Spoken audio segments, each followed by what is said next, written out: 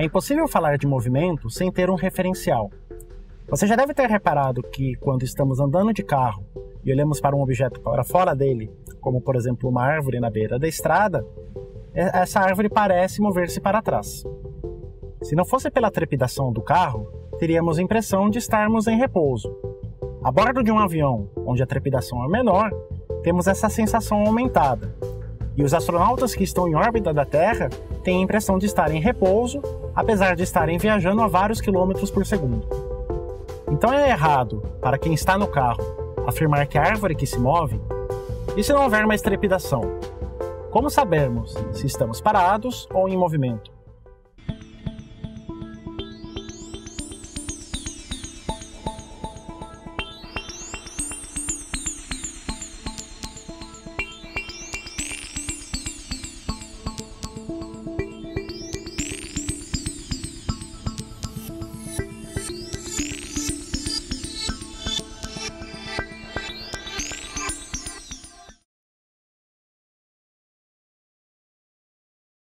Para um observador no chão, ou seja, no mesmo referencial da árvore, é o carro que se move, enquanto a árvore continua parada na beira da estrada. Note que as duas descrições são válidas, tanto a que a árvore se move para trás, como a que o carro se move para a frente, pois na física não existe referencial privilegiado. De acordo com o nosso ângulo de observação, adotamos referenciais distintos. Como já aprendemos, ao olhar para o céu, temos a impressão de que tudo se move ao nosso redor e que estamos parados. Mas esse não é o único aspecto relevante para compreendermos a importância dos referenciais na astronomia. Quando observamos o céu durante o dia, vemos que o Sol se movimenta de leste para oeste, e à noite as estrelas fazem um movimento semelhante. Dizemos que esse movimento é aparente, porque, na verdade, é a Terra que está girando em torno de seu eixo. Por que dizemos isso? Porque nos lembramos da causa do movimento. Mas essa descrição é tão correta quanto aquela que tem a Terra como referencial. Muito bem, o que podemos observar, tanto no caso do movimento do carro como nos movimentos celestes, é o papel que o referencial tem na descrição do movimento. Compreender que esse referencial não é fixo é essencial, tanto na astronomia como nas demais ciências. Para sabermos um pouco mais sobre esse assunto, vamos ver o que o professor Adilson tem a nos dizer sobre a importância do referencial na física. O conceito de referencial é um dos mais importantes que existe na física e na astronomia, pois só podemos falar sobre a descrição do movimento quando se fala de referencial. Um exemplo muito simples disso é quando a gente imagina dois automóveis trafegando numa estrada. Imagine que um está a 100 km por hora e o outro a 80 km por hora. Quem está no automóvel que está a 80 km por hora vai observar o automóvel que está na sua frente a 100 km por hora se afastando exatamente a 20 km por hora. Já quem está no automóvel que está a 100 km por hora, verá o outro se afastando no outro sentido a 20 km por hora. Então surge uma pergunta, quem está correto? Qual dos dois observadores está fazendo a observação correta? Do ponto de vista da física, ambos estão corretos, pois tudo depende do referencial que a gente está olhando. Esse conceito muito importante na física, foi introduzido principalmente pelo astrônomo e físico italiano Galileu Galilei, quando ele começou a fazer a descrição dos movimentos. É justamente essa questão da velocidade relativa que foi muito discutido pelo Galileu.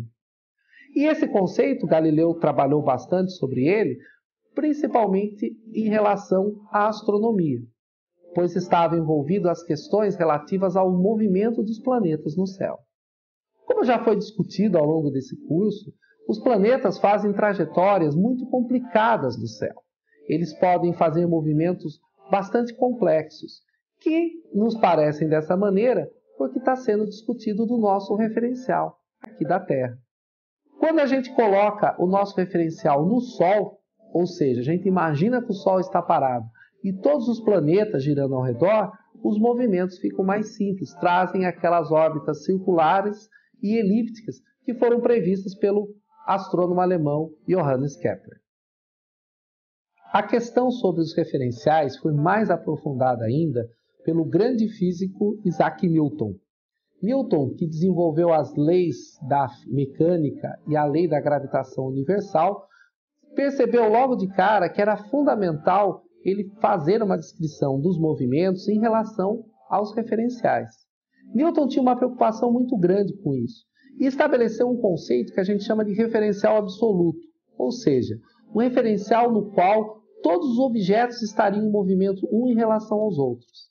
Newton imaginou que esse referencial ele ficaria nas estrelas do céu, que na época ele chamava de estrelas fixas, pois elas estão tão distantes de nós que não conseguimos perceber o seu movimento.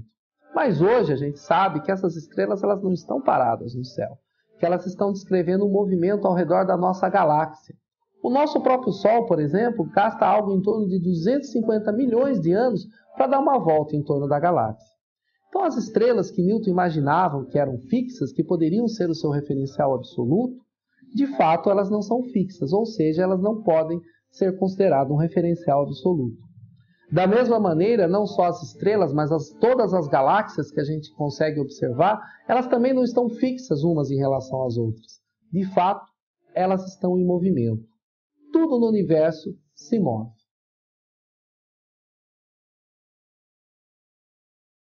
O conceito do referencial absoluto, que foi introduzido pelo Newton, começou a ser questionado quando começou-se a observar esse movimento das estrelas mais distantes.